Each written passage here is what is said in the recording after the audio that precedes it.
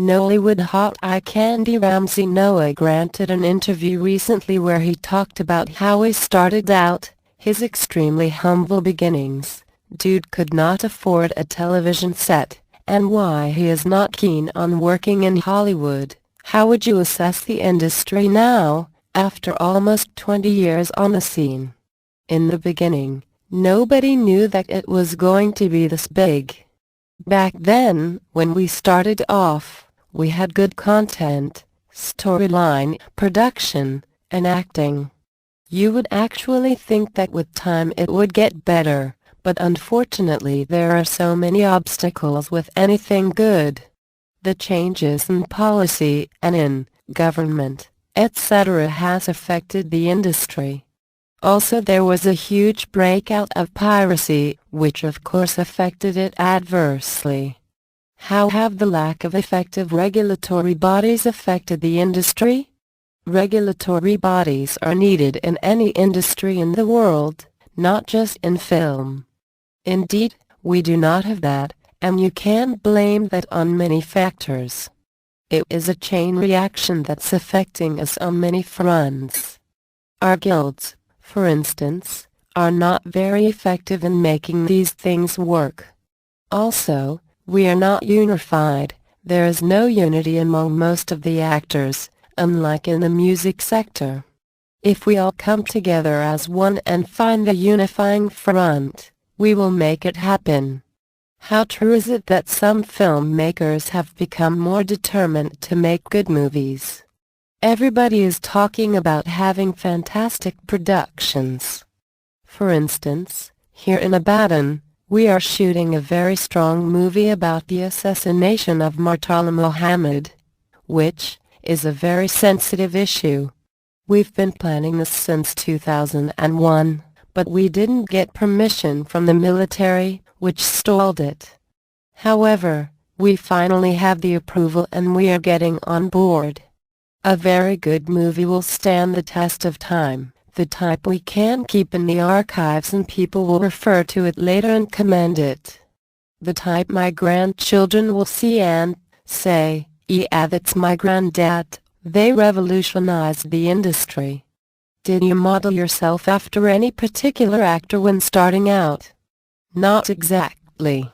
When I got into acting, there was nobody to really model myself after. I mean, I grew up with the likes of Arnold Schwarzenegger, Sylvester Stallone.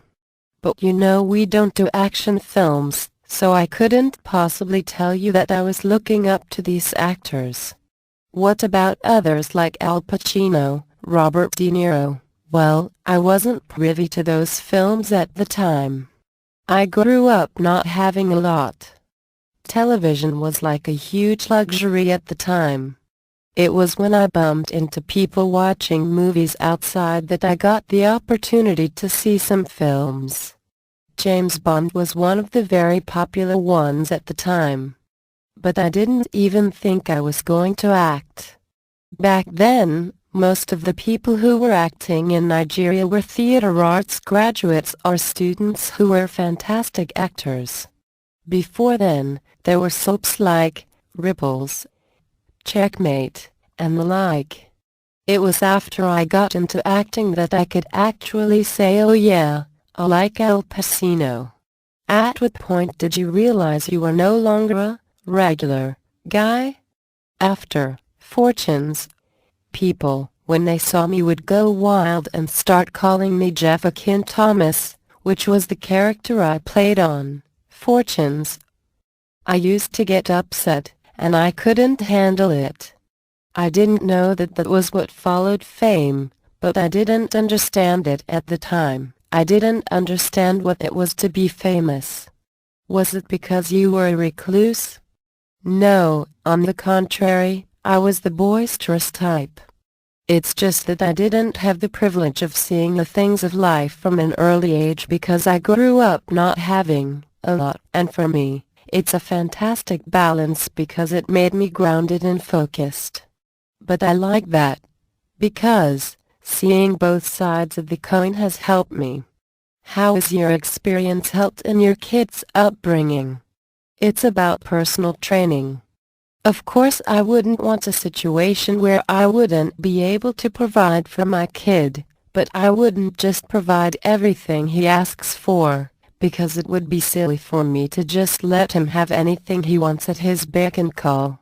What if your kid wants to go into acting? I don't have any reservations about that. I'm a very free and liberal-minded person. But I wouldn't really want them to go into the movie industry. Nigerian movie industry, you mean? Well, to me, there is only one movie industry, and that is the Nigerian one. That's my opinion, of course, because I know a whole lot of people are targeting Hollywood. But for me, I'm not keen on getting into Hollywood.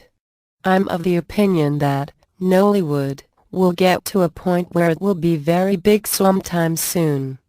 Don't forget, most of the people targeting Hollywood are doing so because of the pay and then maybe the fame on a much bigger stage.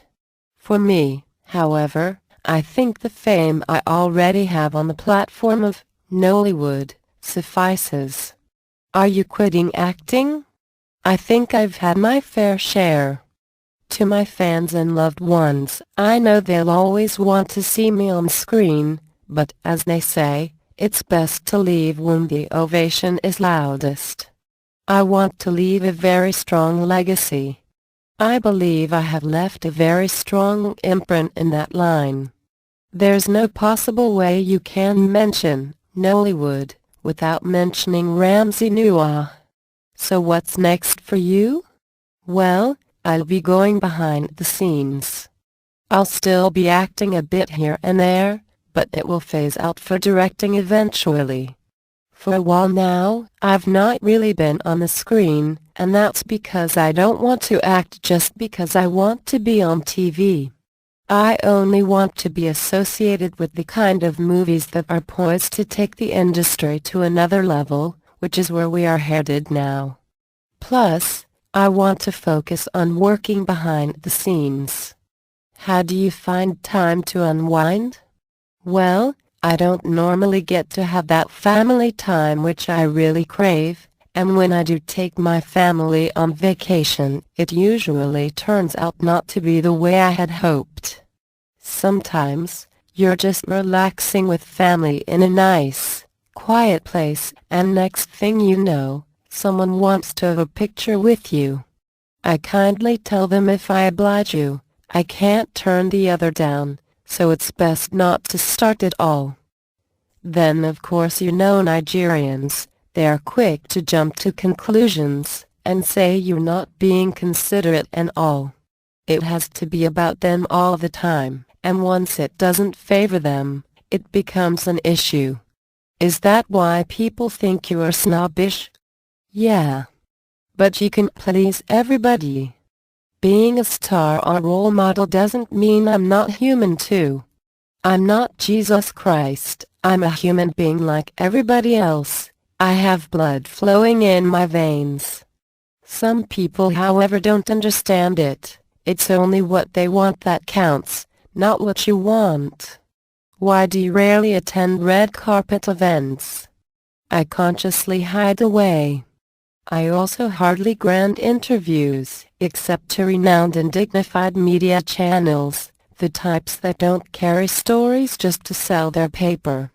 I try as much as possible to avoid public events, and that has helped me keep my head above water over time.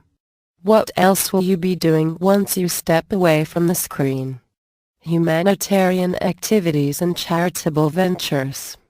I started a project at one point in time, but due to circumstances I wasn't able to see it through, so it didn't see the light of day, but I'm working on that now and getting the resources together.